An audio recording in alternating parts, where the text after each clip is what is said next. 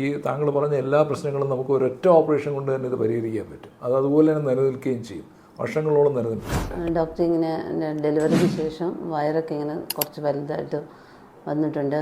അപ്പോൾ അതിന് എന്തെങ്കിലും ഒരു സൊല്യൂഷൻ ഉണ്ടോ എന്ന് അറിയാൻ വേണ്ടിയാണ് ഞാൻ ഡോക്ടറിൻ്റെ അടുത്ത് വന്നത്.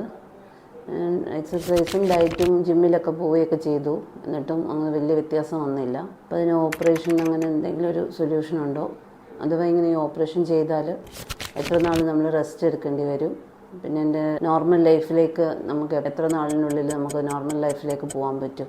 ഈ പറഞ്ഞ പോലെ വയറിനുണ്ടാകുന്നത് ശരിക്കും ഒരു മധ്യവയസ്കരായ സ്ത്രീകൾക്കുള്ളതാണ്. 1-2 പ്രസവത്തിന് ശേഷം ആ വയറിൻ്റെ ആ ഭാഗത്ത് കണ്ടമാനം കൊഴുപ്പ് വന്ന് അടിഞ്ഞു കൂടാറുണ്ട്. അതുപോലെ തന്നെ അവിടുത്തെ സ്കിന്ന് കുറച്ച് തൂങ്ങി താഴോട്ട് ഇറങ്ങാറുണ്ട്. പിന്നെ മസിലുകൾക്ക് ബലക്കുറവ് സംഭവിക്കാറുണ്ട്. പലപ്പോഴും വലിയ കുട്ടികളൊക്കെ ആണെന്നുണ്ടെങ്കിൽ മസിലിന് നല്ല ബലക്കുറവ് സംഭവിച്ചിട്ട് ചിലർക്ക് ഹെർണിയ പോലെയൊക്കെ, അതായത് ഉദര ഹെർണിയകൾ വരാറുണ്ട്, ഹെർണിയ പോലെ തള്ളി വരാറുണ്ട്. അപ്പോൾ അത് സാധാരണ പ്രസവമാണെങ്കിലും സിസേറിയൻ സെക്ഷൻ ആണെങ്കിലും ഇത്തരത്തിലുള്ള പ്രശ്നങ്ങൾ ഉദരഭാഗത്ത് ഉണ്ടാവാറുണ്ട്. ഈ താങ്കൾ പറഞ്ഞ പോലെ തന്നെ കണ്ടമാനം എക്സസൈസൊക്കെ ചെയ്ത് നോക്കിക്കഴിഞ്ഞാൽ തന്നെയും ആ കൊഴുപ്പും ആ ഉടഞ്ഞ പേശികളുമൊക്കെ പഴയ പോലെ ആക്കിയെടുക്കാൻ നിർവാഹമില്ല. അപ്പോൾ അതുകൊണ്ട് അതിനു വേണ്ടിയാണ് നമ്മൾ ടമ്മി ടെക്ക് എന്നുള്ള ഓപ്പറേഷൻ ചെയ്യുന്നത്. ടമ്മി ടെക്ക് എന്ന് പറഞ്ഞു കഴിഞ്ഞാൽ ഈ താങ്കൾ പറഞ്ഞ എല്ലാ വയറിൻ്റെ പ്രശ്നങ്ങളും നമ്മൾ അഡ്രസ്സ് ചെയ്യുന്നുണ്ട്. അതായത് കണ്ടമാനം കൊഴുപ്പ് അടിഞ്ഞു കൂടിയിരിക്കുന്നതിനൊക്കെ നമ്മൾ മെഷീൻ വെച്ച് ലൈപ്പോസെക്ഷൻ വഴി കൊഴുപ്പിനെ നമ്മൾ വലിച്ചെടുക്കുന്നുണ്ട്.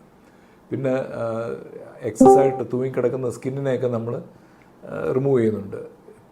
മൂന്നാമതായിട്ട് മസിൽസ്, കാര്യം ഈ ബലക്ഷയം സംഭവിച്ച് മാറി നിൽക്കുന്ന പേശികൾ നല്ലവണ്ണം നമ്മൾ ദൃഢമാക്കുന്നുണ്ട്. അപ്പോൾ ഈ 3 കാര്യങ്ങളും കൂടെ നമ്മൾ ചെയ്യുമ്പോഴത്തേക്ക് വയറിന് ശരിക്കും നമുക്ക് ദൃഢമാക്കി പ്രസവത്തിന് മുമ്പുണ്ടായിരുന്ന ആ ഒരു വയറിൻ്റെ ആ ഒരു ഷേപ്പും ഒരു ഘടനയൊക്കെ നമുക്ക് ഈ ഓപ്പറേഷൻ വഴി നമുക്ക് കൊടുക്കാൻ പറ്റും.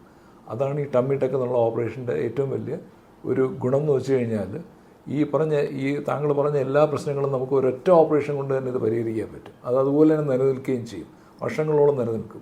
ടമ്മി ടെക്ക് എന്നുള്ള ശസ്ത്രക്രിയ നമ്മൾ 2 രീതിയിൽ നിർവഹിക്കും. പൂർണ്ണമായിട്ട് രോഗിയെ മയക്കി കിടത്തി ജനറൽ അനസ്തീഷ്യയിലും ചെയ്യാം, അല്ലാതെ നട്ടലിൽ മാത്രം കുത്തിവെച്ച് മരവിപ്പിച്ചിട്ടും നമുക്ക് ചെയ്യാൻ പറ്റും.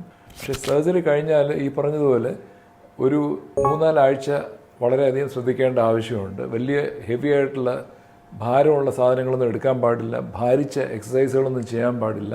അതുപോലെ ജിമ്മ് അങ്ങനെയുള്ള ആക്ടിവിറ്റീസൊക്കെ മിനിമം ഒരു 6 ആഴ്ച കഴിഞ്ഞ് ചെയ്യാൻ പാടുള്ളൂ. പേശികളൊക്കെ ദൃഢമായി കഴിഞ്ഞാൽ വളരെ നല്ല റിസൾട്ട് ഉണ്ടാക്കുന്ന, വളരെയധികം സാറ്റിസ്ഫാക്ഷൻ ഉണ്ടാക്കുന്ന ഒരു പ്രക്രിയയാണ് ടമ്മി ടെക്ക് അഥവാ അബ്ഡോമിനോപ്ലാസ്റ്റി എന്ന് പറയുന്ന ഈ ഓപ്പറേഷൻ.